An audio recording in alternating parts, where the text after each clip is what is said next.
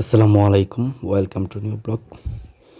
সম্মানিত ভিউয়ার্স, আজকে আপনাদের সামনে একটি মানবিক ভিডিও নিয়ে আসলাম।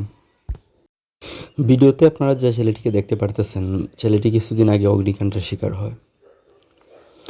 বর্তমানে তার অবস্থা খুবই খারাপ। আর্থিক অবস্থা খারাপ থাকার কারণে তার চিকিৎসা একদমই বন্ধ। তার বাবা একজন দিনমজুর, দিন আনে দিন খায়। তার বাবার পক্ষে তার চিকিৎসা চালিয়ে যাওয়া অসম্ভব। আপনাদের সবার সহযোগিতা কামনা করতেছি, যাতে আপনাদের সবার সহযোগিতা ছেলেটি আবার স্বাভাবিক জীবনে ফিরে যেতে পারে। আগামী শনিবার ছেলেটিকে সিলেট এমজি উসমানী মেডিকেলে নিয়ে যাওয়া লাগবে, কিন্তু সিলেট এমজি উসমানী মেডিকেলে নিয়ে যাওয়ার মতন অ্যাম্বুলেন্স ভাড়াটুকু পর্যন্ত তার ফ্যামিলির কাছে বর্তমানে নাই।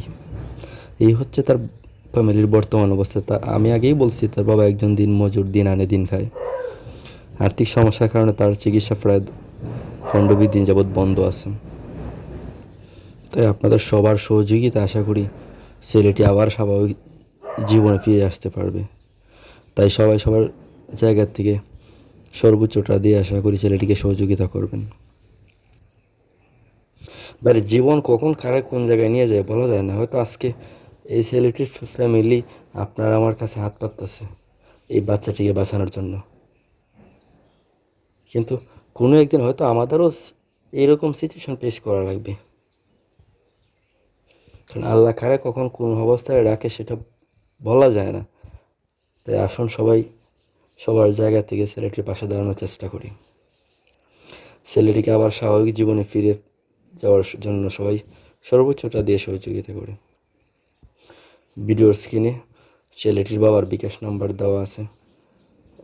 যারাই সহযোগিতা করেন অবশ্যই বিকাশ নাম্বারে একটু কথা বলে আপনারা সহযোগিতা করবেন।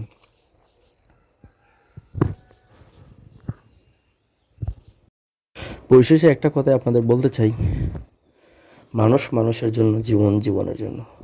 তাই আসুন আমরা একে অপরের বিপদে আপদে পাশে দাঁড়ানোর চেষ্টা করি। দেখবেন আপনার বিপদের সময় কেউ না কেউ আপনার পাশে টিকে দাঁড়িয়ে যাবে। তাই বলে আজকের মতো বিদায় নিচ্ছি। সবাই ভালো থাকবেন।